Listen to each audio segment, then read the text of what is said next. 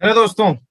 मेरा नाम है केशव नारंग और इस वीडियो में हम बात करने वाले हैं। जैसा कि मैंने आपको पहले बताया था कि वीक में एक बार और जुड़ेंगे और एक बार थोड़ा सा देख लेंगे कि किस तरीके से मार्केट काम कर रहा है।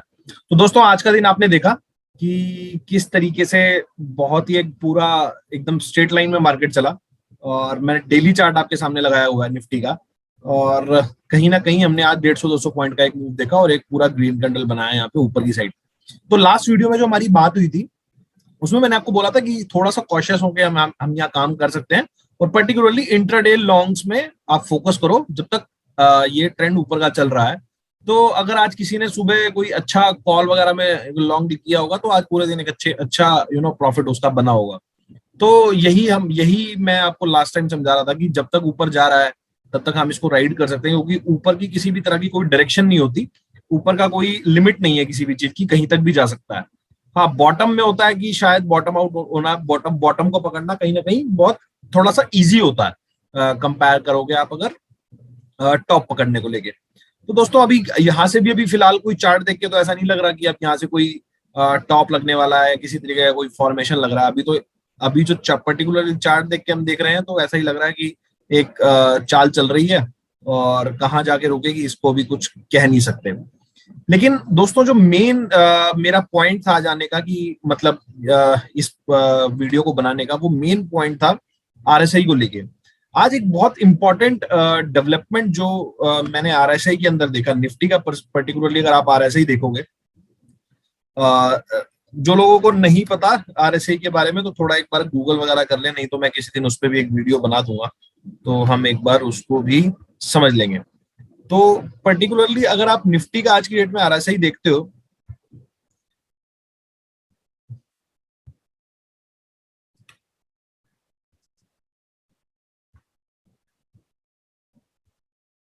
तो दोस्तों, ये डेली चार्ट का हमारा आरएसआई है निफ्टी का।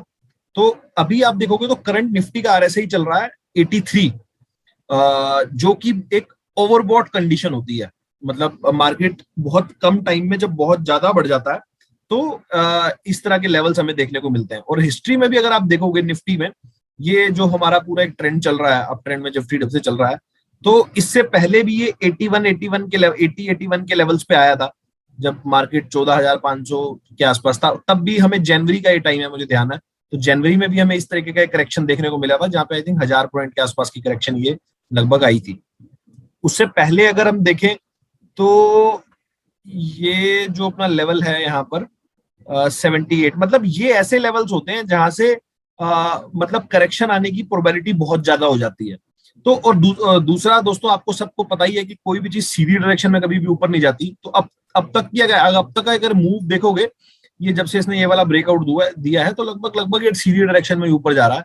तो इस तरीके के मूवमेंट आगे कितने टाइम कंटिन्यू रहेगा इसको तो कोई भी नहीं बता सकता। लेकिन अपनी वही वाली स्ट्रेटजी कि आप इंट्राडे लॉन्ग्स पे फोकस करो। मतलब अगर आप लॉन्ग पोजिशनल लॉन्ग बना रहे हो तो उसमें थोड़ा सा कहीं ना कहीं हमारा रिस्क रहता है, क्योंकि इंटरनेशनल मार्केट्स किस तरीके से परफॉर्म करते हैं वो सारी चीज रहती है। लेकिन हाँ, अगर मार्केट यहाँ से भी और ऊपर जाना चाहता है तो इंट्राडे के अंदर अगर आप लॉन्ग में रहते हो तो कहीं ना कहीं आपकी प्रॉफिट होने की संभावना थोड़ी ज्यादा बन जाती है। तो स्ट्रेटजी थोड़ी सी वैसी रखो और साथ साथ थोड़ा इसको ध्यान से देखते रहो।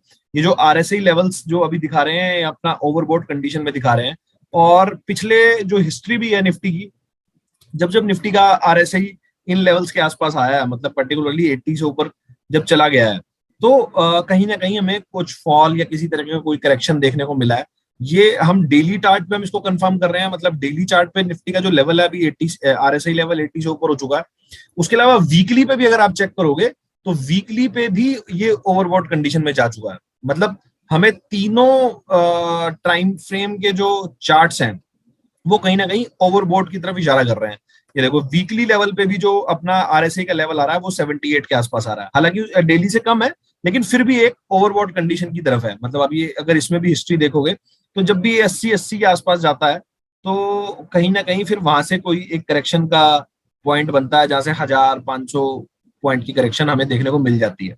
तो दोस्तों, ये चीज आप जरूर ध्यान रखें। अब मंथली का भी अगर चेक कर लेते हैं कि मंथली लेवल पे क्या चल रहा है। मंथली लेवल पे भी अगर आप देखोगे तो कहीं ना कहीं वहां पे भी ये ओवरबोट है। अगर मंथली लेवल पे भी देखोगे तो 79 का इस समय आरएसआई चल रहा है। तो तीनों टाइम फ्रेम अगर आप उठा के देखो तो कहीं ना कहीं तीनों टाइम फ्रेम के अंदर ये हमें ओवरबॉट कंडीशन में दिखता है, चाहे वो वीकली हो चाहे वो डेली हो। तो एक चीज तो यहाँ से हमें कंफर्म होती है कि देखो करेक्शन तो आएगी, ऐसा कोई सीधी डायरेक्शन में कोई चीज ऊपर नहीं जाती है, करेक्शन तो आएगी, लेकिन कब आएगी और कैसे आएगी इसको कोई भी प्रेडिक्ट नहीं कर सकता। हाँ, एक अनुमान लगाया जा सकता है कि शायद यहाँ से प्रोबेबिलिटी ज्यादा होगी या वहां से प्रोबेबिलिटी कम होगी, तो यहाँ से थोड़ी सी प्रोबेबिलिटी लगती है कि करेक्शन यहाँ से आनी चाहिए। अब छोटे लेवल की होती है, बड़े लेवल की होती है, वो थोड़ा सा अब आगे जाके पता लगेगा, लेकिन कहीं ना कहीं ये हम यहाँ पे देख सकते हैं कि कहीं ना कहीं यहाँ पे करेक्शन का लेवल यहाँ पर बन सकता है, मतलब एक करेक्शन यहाँ से आ सकती है। तो दोस्तों ये तो थी थोड़ी सी निफ्टी की बात, जहां हमने थोड़ा आरएसआई लेवल्स के बारे में बात की, और जो इंट्राडे मैंने आपको बताया कि लॉन्ग में रहे हो, वो आप वहां से लॉन्ग में चल ही सकते हो, उसमें कोई इशू नहीं है। इंट्राडे में आप अपना पोजीशन वोजिशन काट लो और उसको वहां से चलने दो। उसके अपोजिट में अगर आप बैंक निफ्टी को देखोगे, बैंक निफ्टी हालांकि अभी अपने हाई के लास्ट हाई के आसपास भी नहीं गई है, 37,700 का उसका हाई है, तो लगभग लगभग वहां भी नहीं गई है, और उससे नीचे ही अभी ट्रेड कर रही है। और अगर आप इनके भी अभी आरएसआई लेवल्स देखोगे तो कुछ खास आरएसआई लेवल नहीं है इसका, क्योंकि बहुत ज्यादा मूवमेंट निफ्टी बैंक निफ्टी के अंदर आई नहीं है, तो आरएसआई लेवल भी अभी 64 के आसपास चल रहा है। लेकिन तो इसके बाद इसके ऊपर जाने की प्रोबेबिलिटी अभी ज्यादा है, क्योंकि अभी ये कोई अपने हाई निफ्टी ने ऑल टाइम हाई बहुत ज्यादा लगा दिया है, जबकि बैंक निफ्टी अभी अपने ऑल टाइम हाई जो उसने फैब में लगाया था उसको भी अभी उसने क्रॉस नहीं किया है। तो कहीं ना कहीं इसके यहाँ जाने के चांसेस थोड़े से ज्यादा बनते हैं, मतलब ये 37,600 के आसपास के जो अपने लेवल्स हैं, यहाँ पर थोड़े से आने के चांसेस बनते हैं। तो इस चीज को आप थोड़ा सा ध्यान रखें बैंक निफ्टी के अंदर। लगभग लगभग जो चार्ट है, चार्ट तो हमें आपको पता ही है कि निफ्टी का थोड़ा ट्रेंड में ज्यादा है, ये तो फिर भी कंसोलिडेशन करता हुआ चल रहा है, धीरे धीरे धीरे धीरे धीरे करके चल रहा है। तो उसी तरीके से आप थोड़ा सा ध्यान रखो कि इस तरीके से हम काम कर सकते हैं। बाकी थोड़ा सा कॉशियस होकर काम करना है, क्योंकि ऑलरेडी हम ओवरबॉट जोन में चल रहे हैं, तो कहीं ना कहीं हमें उस चीज को भी ध्यान रखना है। उसके अलावा एक आधे स्टॉक्स की थोड़ी बहुत बात कर लेते हैं।